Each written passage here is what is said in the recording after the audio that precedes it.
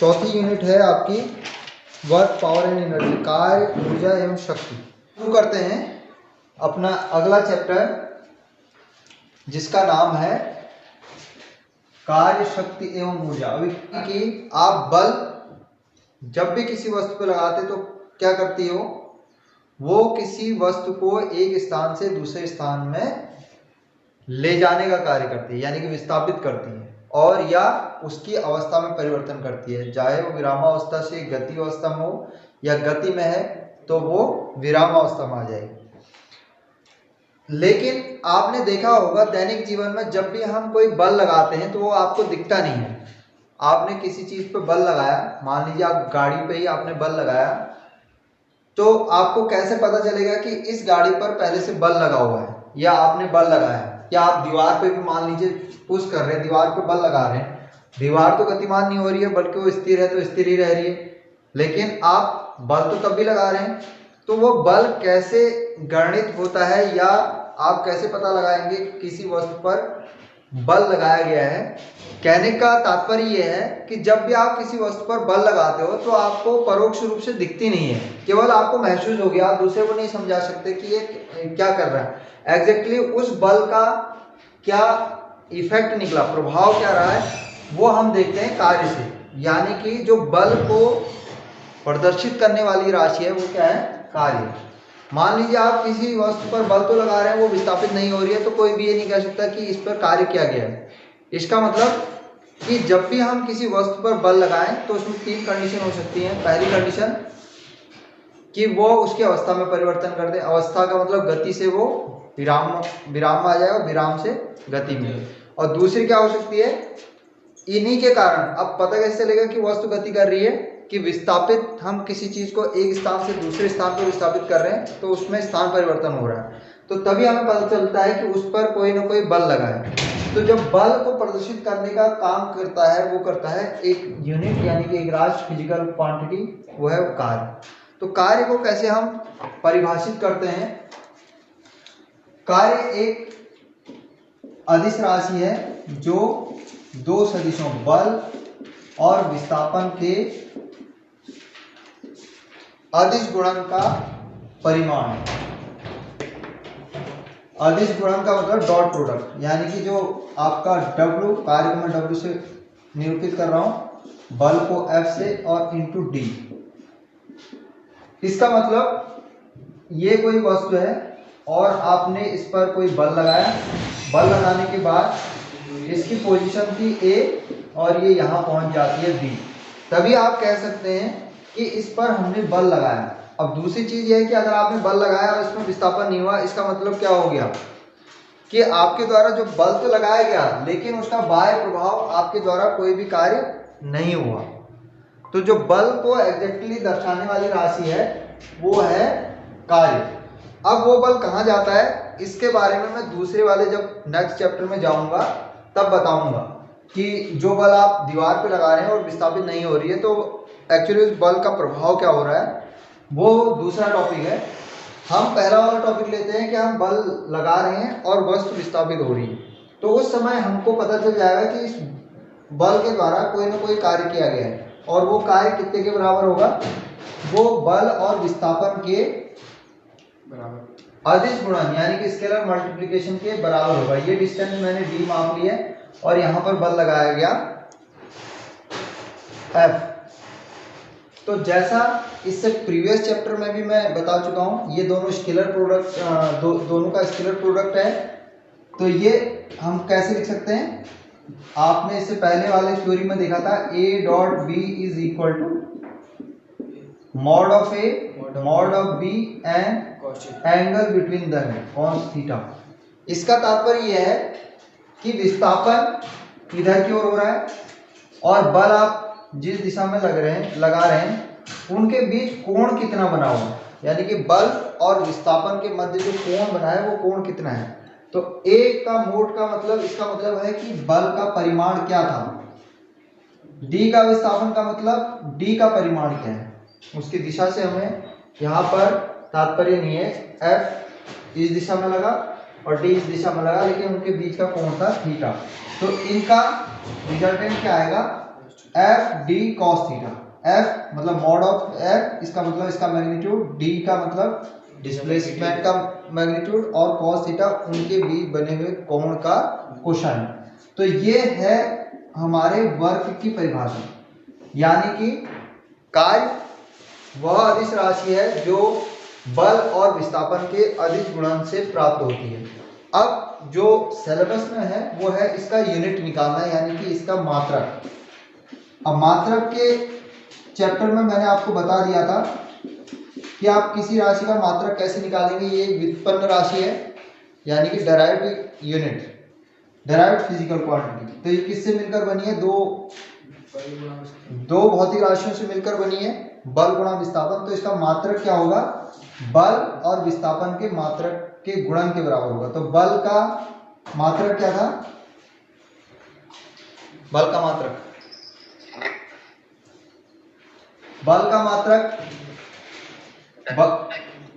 Newton एक general term हम use करते हैं, लेकिन न्यूटन को भी अगर हम मात्रकों के रूप में, यानी कि ऐसा यूनिट में या एमकेएस सीजीएस किसी भी एक सिस्टम में रखेंगे तो उसको पूरी तरीके से क्या कैसे यूज करेंगे, इलोबरेट कैसे करेंगे बल को।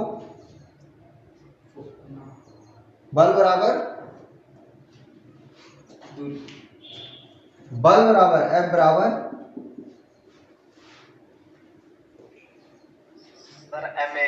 हाँ m इंटू ए, यानी कि मास इंटू एक्सीलरेशन। अब इसकी यूनिट क्या होगी? मास की क्या हो जाएगी?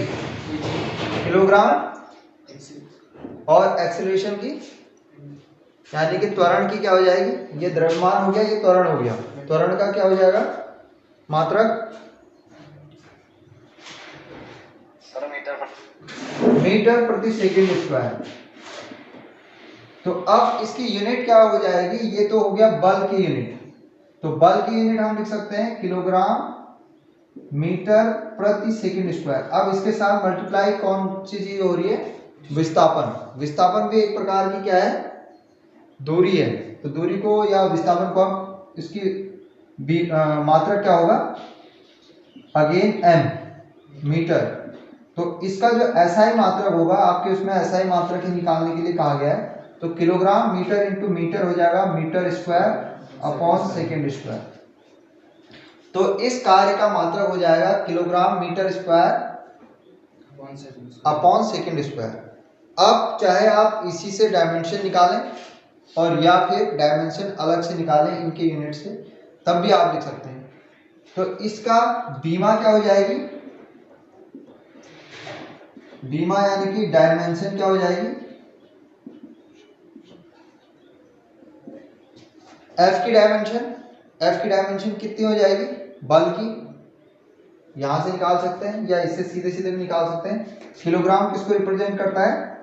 m को, मीटर l को यानी कि l की पावर 2, t को, और s आपको रिप्रेजेंट करेगा t की पावर 2। तो ये हो जाएगा ml2, और ये t की पावर ऊपर जाएगी तो आपका हो जाएगा t-2। तो इसका जो बीमा होती है वो होती है ml2 t-2। इसलिए मैं इस चैप्टर में स्पेशली इसको भी समझा रहा हूँ। आप यहाँ से भी निकाल सकते हैं। जब मैंने आपको बीमा वाला चैप्टर पढ़ाया था तो मैंने इसकी एप्लीकेशन पार्ट बताया था। मैंने कहा था कि आप कैसे किसी मात्रक से उसकी बीमा ज्ञात कर सकते हो, या फिर आप दूसरे सिंपल से यहाँ से भी लिख सकते हो। अगर आपका बल का मात्रक पता है तो ये सीधे होता है ml t-2, और फिर आपको उसके आगे एक दूरी का है तो दूरी की बीमा अगेन l हो जाएगी। तो ये सेम आएगा ml2 और t-2। कार्य किन किन स्थितियों में जीरो हो सकता है? कार्य किन किन स्थितियों में जीरो हो सकता है, यानी कि हमने जब काम किया तो किन किन स्थितियों में कार्य जीरो हो सकता है। तो पहली स्थिति क्या है? जैसा कि फॉर्मूला ही है, F is equal to F dot D. It means mod F mod D cos theta. अब जो W है वो किस किस पर निर्भर कर रहा है? W आपके तीन क्वांटिटियों पर निर्भर कर रहा है। पहला मॉड F, दूसरा मॉड डी, और तीसरा कॉस थीटा। कॉस थीटा से मतलब थीटा पर निर्भर करेगा। अब W के जीरो होने की कंडीशन क्या हो सकती है? पहली कंडीशन हो सकती है इफ F इक्वल टू 0, यानी कि किसी भी वस्तु पर अगर बाह्य बल नहीं लगाया गया होगा तो उसके द्वारा किया गया कार्य या उस पर किया गया कार्य शून्य होगा।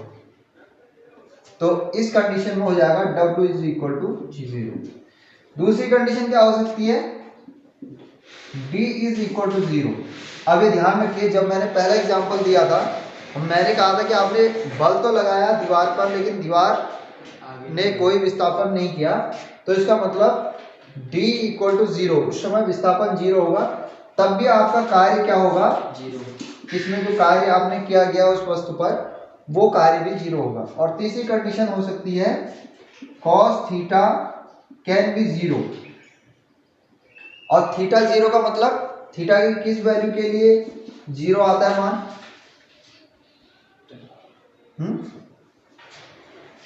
थीटा की कौन सी वैल्यू के लिए मान 0 आता है cos थीटा का? ये तो बेसिक सा क्वेश्चन है।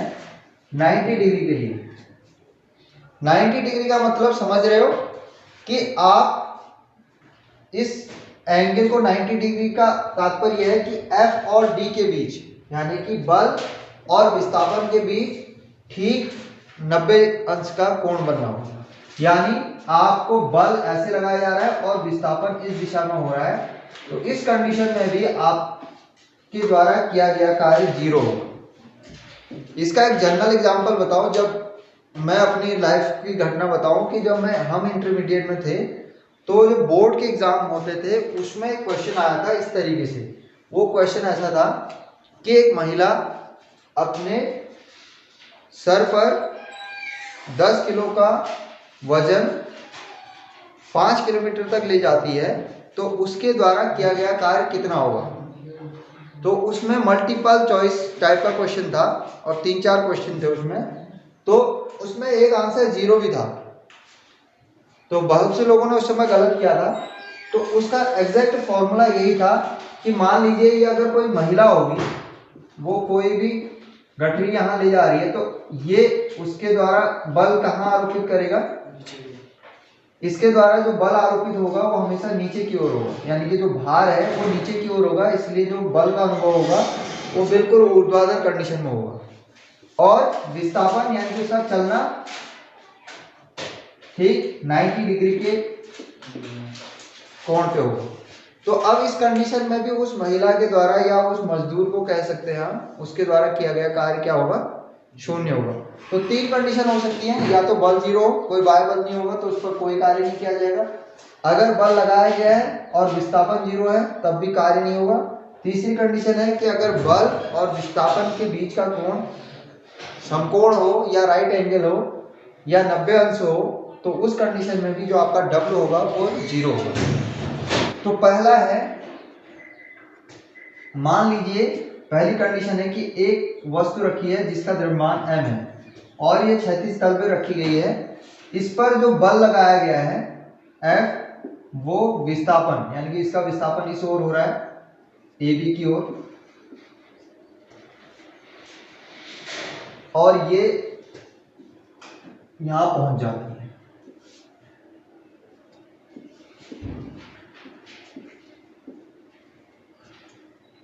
जिसको इस विस्थापन को मैंने D से प्रदर्शित किया है, और ये F फोर्स यानी कि आपने उसको पुश किया है किसी इस एंगल पे।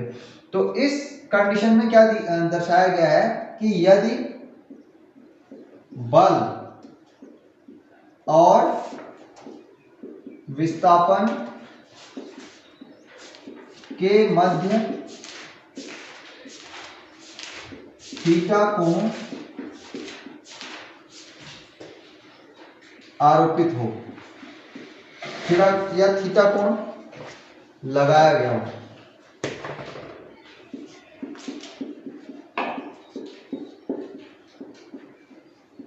यह है समतल वाली कंडीशन। जो पहली कंडीशन है समतल, यानी कि आपके उसमें इस तल पर कोई भी उतार चढ़ाव या झुकाव नहीं है। तो ये सिंपल सा है कि आपने केवल बल विस्थापन से थीटा कोण बनाते हुए आरोपित किया है। थीटा कोण विस्थापन इस दिशा में है, तो विस्थापन और ये बल के बीच जो कोण बनेगा इसको हमने थीटा कहा। तो अब इस कंडीशन में हमने निकालना है कि कार्य हमने कितना किया। तो पहले तो हम इसमें बल निकालेंगे। अब इस वाले फिगर को मैं थोड़ा नीचे लेके दर्शा दूं, तो अब आप ये देख रहे हैं कि डी की डायरेक्शन, डी एक विस्थापन है, इस दिशा में है और एफ इस डायरेक्शन में है नीचे की ओर, और ये इनके बीच जो कोण बना है वो है थीटा का। ये एफ इस दिशा में लग रहा है जो विस्थापन से थीटा कोण पर आरोपित हो रहा है। अब हम क्या करेंगे, हमको पता है अगर आप बल लगा रहे हैं नीचे की ओर तो इसका दो घटक होंगे। एक घटक होगा, हमने जब इससे पहले घटकों वाले इसमें बात करी थी तो हमने क्या किया था कि ये बल के दो घटक होंगे, एक ऊर्ध्वाधर और एक क्षैतिज।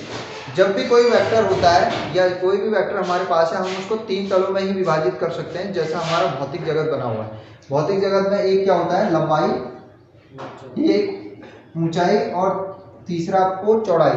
तो आप इन्हीं तीनों विमाओं में उन चीजों को परिप्रेक्ष्य कर सकते हैं। इसीलिए हमने क्या कर दिया था, यहाँ यूनिट वेक्टर आई, यहाँ जे और यहाँ के लिया था, यानी कि तीनों अक्षों में हम अलग अलग कंपोनेंट लेके उनकी कैसी प्रभाव है या कैसा उनका इफेक्ट है वो दर्शा सकते हैं। तो बहरहाल हम इस एग्जाम्पल आपके आ जाते हैं। तो F इस दिशा में लगा है, तो F के दो घटक होंगे, एक ऊर्ध्वाधर घटक और एक क्षैतिज घटक। ऊर्ध्वाधर, अब ये थीटा कोण इस दिशा में बना रहा है, अब वो कॉन्सेप्ट में कल भी बता चुका था। तो F का ये जो क्षैतिज घटक है ये हो जाएगा F cos थीटा। और ये जानने के लिए आप क्या कर सकते हैं कि हमेशा अगर जिस ओर एंगल यानी कि कोण बना है, जिस रेखा से उस वेक्टर का कोण बना है वो उसके आधार रेखा होती है, आधार।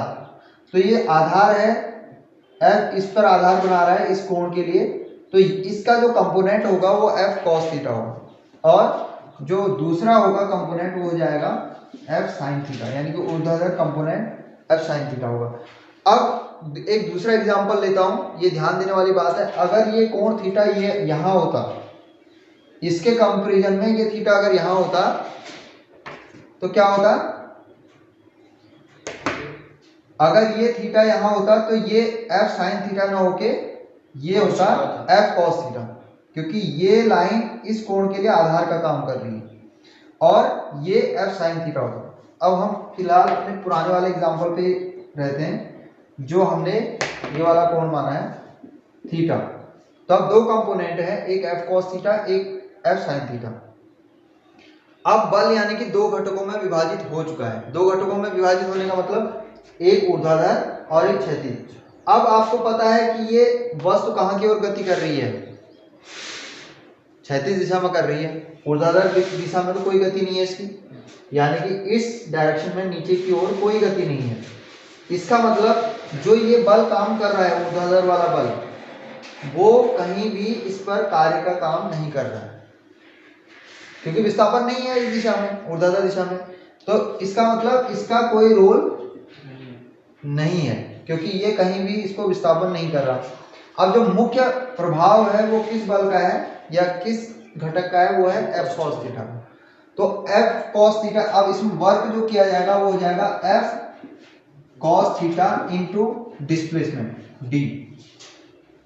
तो यहां पर अब आप देख सकते हैं ये F cos theta into D के बराबर होगा। अब F क्या है, जो बल लगा है, तो F हमेशा, अब इस पर एक चीज ध्यान देने वाली बात है, जब हम क्या कर रहे हैं इस दिशा में इसको बल लगा रहे हैं, तो बल लगा रहे हैं तो ये गति कर रहा है यानी कि A से B की ओर। अब एक कॉन्सेप्ट दूसरा भी जो मैंने बीच में आपको बताया था, इसमें घर्षण भी काम करेगा। ये बल तो काम करेगा F cos थीटा इस डायरेक्शन में, तो घर्षण कहाँ की ओर काम करेगा, F के, वो करेगा इसके ठीक अपोजिट डायरेक्शन में। तो इसका मतलब जो कुल गति होगी या कुल बल लगेगा, उस बल का कंपोनेंट कैसे होगा अगर घर्षण को हम इंक्लूड करते हैं। अभी इससे पहले जो सिनेरियो था उसमें मैंने घर्षण को सम्मिलित नहीं किया था, अब जो कुल बल होगा यानी कि F, वो किसके बराबर हो जाएगा, F के, सॉरी आगे की ओर, ये वस्तु को आगे की ओर गति कर रहा है, इसका मतलब ये वाला बल ज्यादा है F cos थीटा, और इसको पीछे की ओर धकेलने का काम कर रहा है घर्षण बल माइनस F के। और आपको पता होगा F cos theta minus F के को कैसे लिख सकते हैं हम, म्यू के इंटू आर। आर जहां पर क्या है, प्रतिक्रिया है इसकी, आर ऊपर की ओर, भार नीचे की ओर, तो आर यानी कि आर किसके बराबर होता है, R is equal to M G के बराबर। तो अब यहां से F आ जाएगा, F equal to F cos theta minus mu के इंटू आर की जगह हम लिख सकते हैं एम जी। तो अब जो फाइनल आपका F आएगा उसकी वैल्यू हो जाएगी F cos theta minus mu के एम जी। तो डिस्प्लेसमेंट दिया हो गया, तो आपका टोटल वर्क हो जाएगा F, ये वाला F, इसको F1 भी कह सकते हैं, F1 इंटू डी। तो F1 इंटू डी, अब ये एक इसी दिशा में है दोनों, तो जो इनके बीच का कोण होगा वो 0 होगा, cos 0 का मान 1, तो F1 हो जाएगा F cos theta minus mu के एम जी इंटू डिस्प्लेसमेंट। तो ये आ जाएगा टोटल बल जब कोई भी वस्तु क्षैतिज दिशा में ही गति कर रही है। यहां तक क्लियर है, समझ में आ गया। यानी कि पहले वाले रोल में अगर आपका घर्षण बल आप इंक्लूड नहीं करते तो उसमें सिंपल ही आप W इज इक्वल टू लिख सकते हैं F cos theta into D. अगर हम घर्षण बल को इसमें सम्मिलित कर लेते हैं तो घर्षण बल इसके ठीक अपोजिट लगेगा, यानी कि जितना बल इसने लगाया माइनस ये कम कर दिया गया, कुल बल F1 हो जाएगा, और उस बल के कारण ही गति कर रहा है, डिस्प्लेसमेंट डी हो रहा है। तो उस स्थिति में हमारे पास जो बल निकलेगा, वह कार्य निकलेगा, वो इस तरीके से निकलेगा। ये चीज समझ में आ गई। अब तीसरी कंडीशन, दूसरी कंडीशन क्या हो सकती है, नोट करने की जरूरत थी। दूसरी कंडीशन हो सकती है कि जब हमारा तल जिस पर हम गति कर रहे हैं या जिस पर गति की जा रही है वो तल क्षैतिज से थीटा डिग्री कोण बना रहा, और इसका एग्जाम्पल मैंने कल भी आपको बता दिया था। उस कंडीशन में क्या थी, जब मैंने अभी केंद्रीय बल की बात की थी, ये कोई वस्तु है, गाड़ी है, तो अब क्या होगा, इसका रिएक्टेंट फोर्स होगा ऊपर की ओर आर, इसका भार काम करेगा नीचे mg। अब इसका कंपोनेंट ये थीटा था, तो ये हमारे पास थीटा था, तो अब ये थीटा होगा, तो इसका ये कंपोनेंट हो जाएगा mg cos ऑफ थीटा, और इसका लंबवत घटक हो जाएगा mg sin थीटा। तो अब इसमें गति में सहायता का मतलब ये हो जाएगा, तो r इक्वल टू हो जाएगा r equal to again mg cos theta, और यहाँ पर जो mg sin थीटा है ये क्या काम कर रहा है, ये इसको अंदर की ओर ले जाने के यानी मोड़ने के लिए काम कर रहा है, जबकि ये गति इस डायरेक्शन में कर रहा है।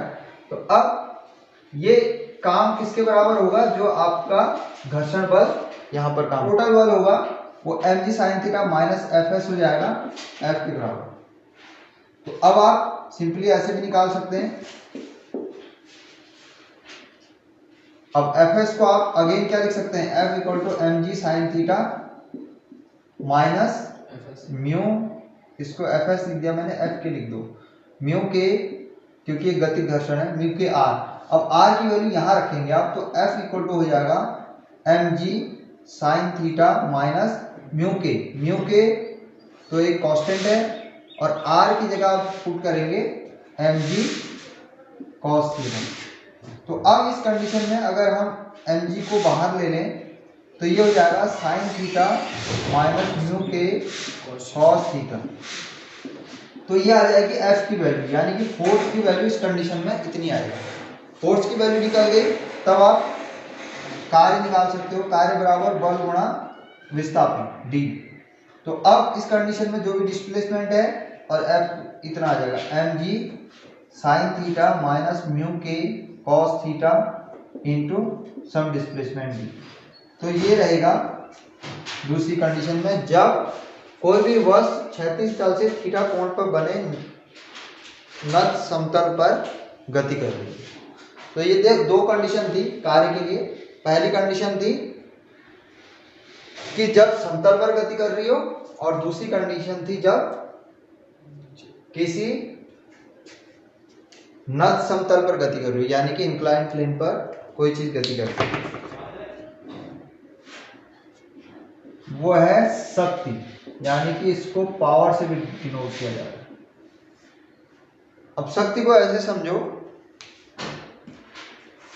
पहले हमने बल की बात की, किसी चीज पे हमने बल लगाया और उससे क्या हुआ, वस्तु विस्थापित हुई, तो क्या मिला हमें, कार्य। लेकिन कार्य भी क्या हो सकता है, मान लीजिए कार्य सेम है। सेम होने का मतलब एग्जांपल देता हूं कि आपने किसी मिस्त्री को अपॉइंट किया या मिस्त्री को लगाया किसी काम पे, आपने एक दीवार बनानी है और ये दीवार बनानी है सेम इसी माप की, यानी कि जितनी इसकी लंबाई और चौड़ाई है। दूसरी भी दीवार बनानी है और उस दीवार पे आपने दूसरे मिस्त्री को लगा दिया।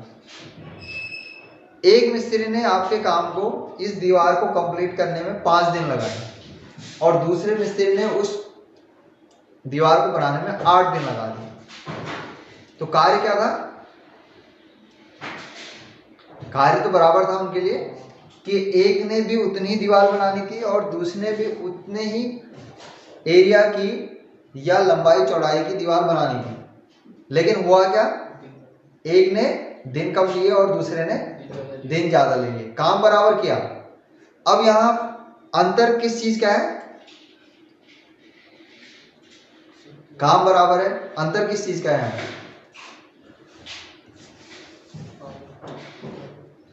अंतर यहां किस चीज का है, समय का। एक ने 5 दिन लिए, एक ने 8 दिन लिए, काम तो बराबर किया। अब हम ये तो नहीं कह सकते उसने काम कम किया ज्यादा किया, लेकिन एक ने जल्दी किया, एक ने देरी में किया, यानी कि उन्होंने क्या क्या चीजें अलग लगाई, समय। अगर काम कार्य में जो भी किया गया कार्य है उसमें कहीं ना कहीं समय को हम काउंट कर लेते हैं या समय को सम्मिलित कर लेते हैं, तो तब वो फैक्टर बन जाता है शक्ति, पावर। यानी कि हर आदमी के काम करने की शक्ति अलग अलग है। एक मिस्त्री ने उसको 5 में कर दिया तो उसकी शक्ति क्या कहलाएगी कि उसने बहुत जल्दी कर लिया काम, और दूसरे की उसी अनुसार काउंट होगी। तो इसको डिफाइन करने के लिए हम जिस भौतिक राशि का प्रयोग करते हैं उसे कहते हैं हम शक्ति, और शक्ति को निरूपित किया जाता है शक्ति बराबर कार्य, हाँ, कृत कार्य या किया गया कार्य बट्टे लिया गया समय, कार्य करने में लिया गया समय, इसको ऐसे कह सकते हैं, कार्य करने में लिया गया समय।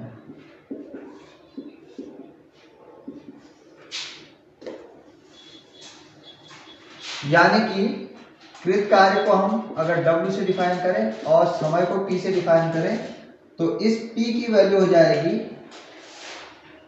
W/T।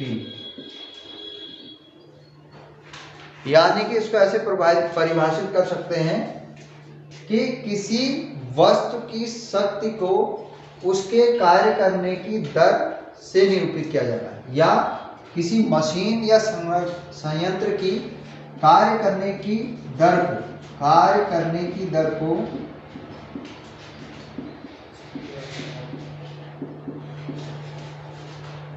शक्ति कहा जाता है।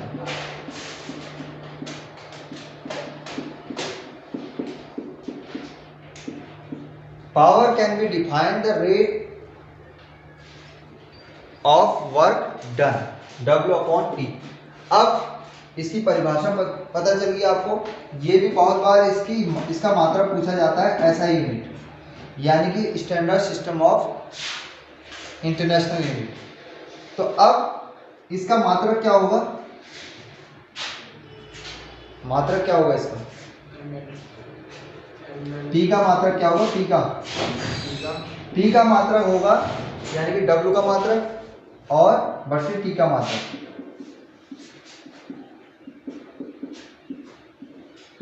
अब W का मात्रक क्या कितना होगा, यूनिट है मात्रक, बीमा अलग चीज है, मात्रक अलग चीज है।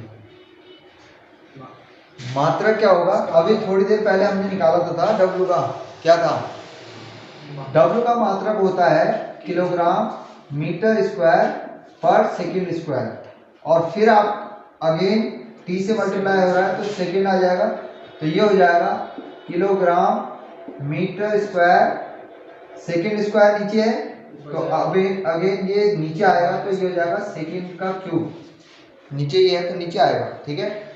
इसका मात्रक हो जाएगा किलोग्राम मीटर स्क्वायर पर सेकंड स्क्वायर।